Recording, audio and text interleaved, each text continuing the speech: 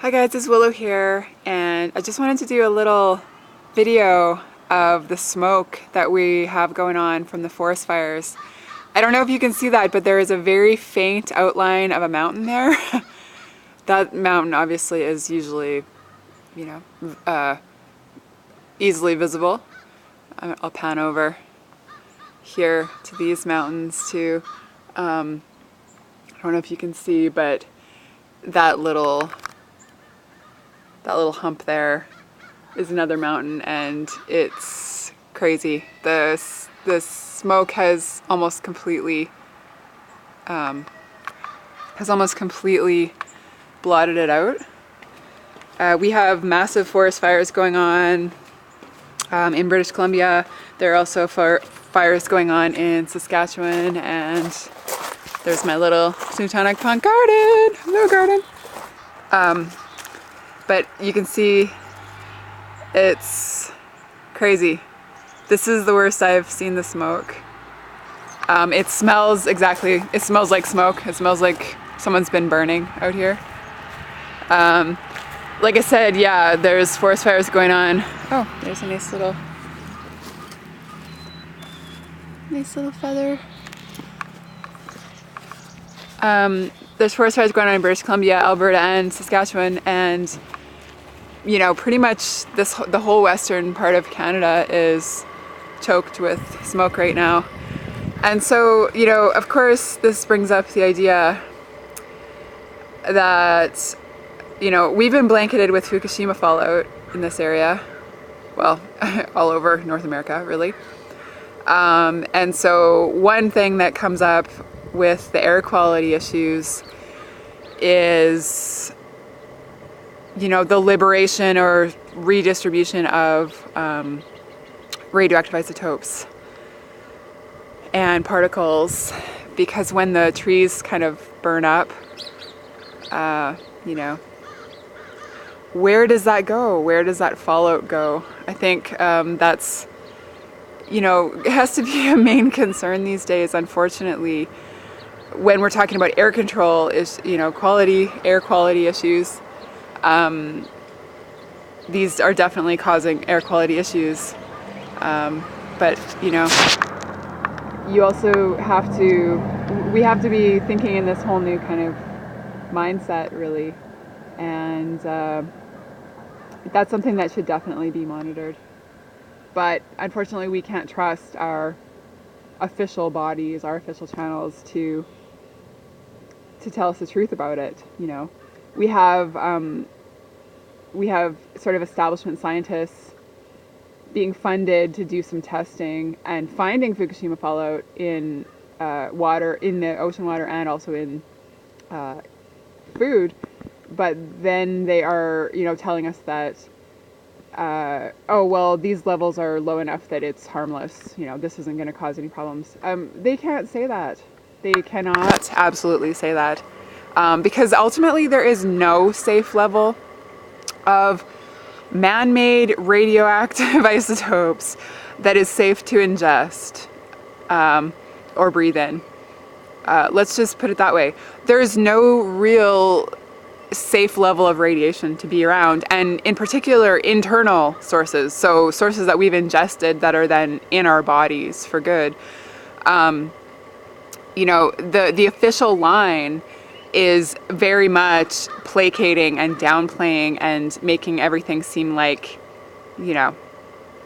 everything's a-okay. Oh yes, we're finding the fallout, but it's just at such tiny levels, no one it would be foolish to be concerned about this. No, it's not foolish to be concerned about that at all, okay? And now as we have these forest fires, we're potentially breathing in these sort of redistributed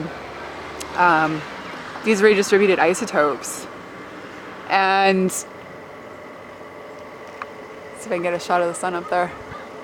And it's a major concern, okay? It's a major concern.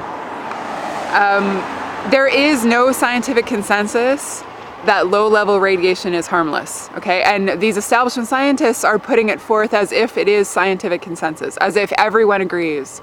No, at these levels, there's going to be no effect. There will be no damage to health at these levels. Well, number one, I don't believe that to be true. So just intuitively, I don't believe that to be true. Intuitively, I don't believe there's any safe level of man-made radioactivity that we could be ingesting on a continual basis. Multiple different isotopes, right? Multiple different man-made isotopes that our bodies would never come into contact with naturally. Okay?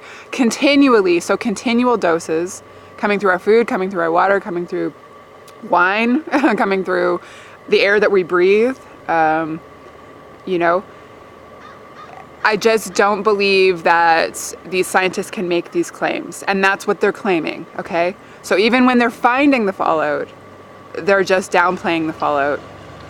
And I think we have to be questioning these guys, A lot of these big name, quote unquote, scientists are getting big name funding from sources that benefit from the nuclear industry, okay, directly. The Canadian government benefits from the nuclear industry, okay? It benefits from uranium sales. Canada is the number 2 exporter of uranium worldwide, and it's also an exporter of nuclear reactors.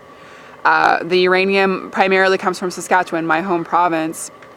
And so we have to understand that a government that is very invested in uranium continuing and in uranium being a hot commodity is going to downplay the dangers of nuclear energy, the dangers of uranium in general. And I do believe that that's what we're seeing, right?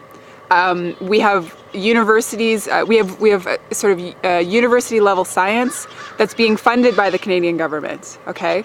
So those scientists, again, receive money that is directly linked to profits from the uranium industry. The state broadcaster, Canadian Broadcasting Corporation, CBC, the voice of truth, the voice that everyone's always looking for to tell the truth. Again, it's crickets. It's crickets coming from CBC for the most part.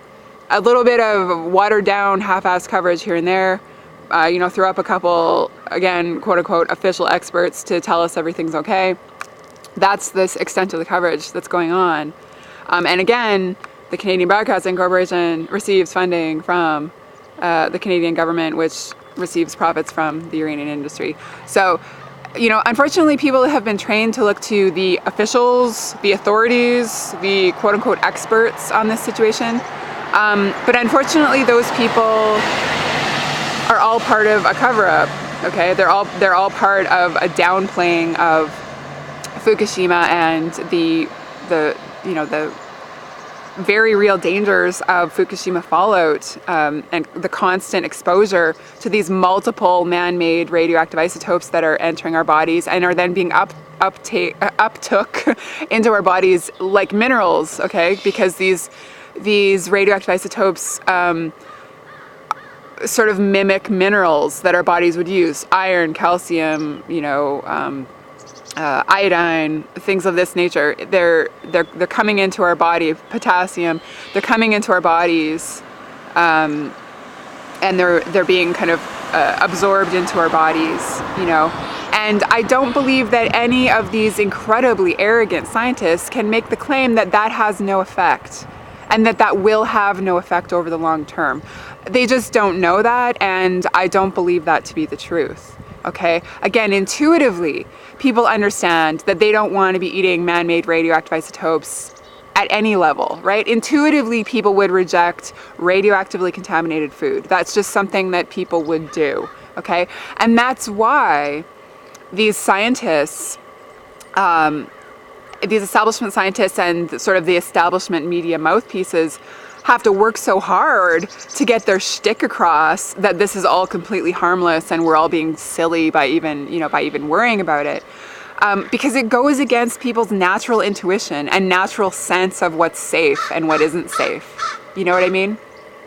That's the truth. The truth of the matter is that the official line is false on this one, okay? The official line cannot be trusted. And we have to look at, what allegiances these people have, okay? Who signs their paychecks?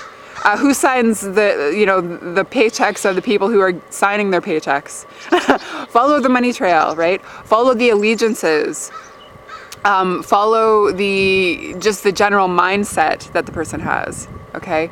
And right now, we have to understand that the people are the media on Fukushima, because we have a worldwide media blackout, a worldwide cover-up going on.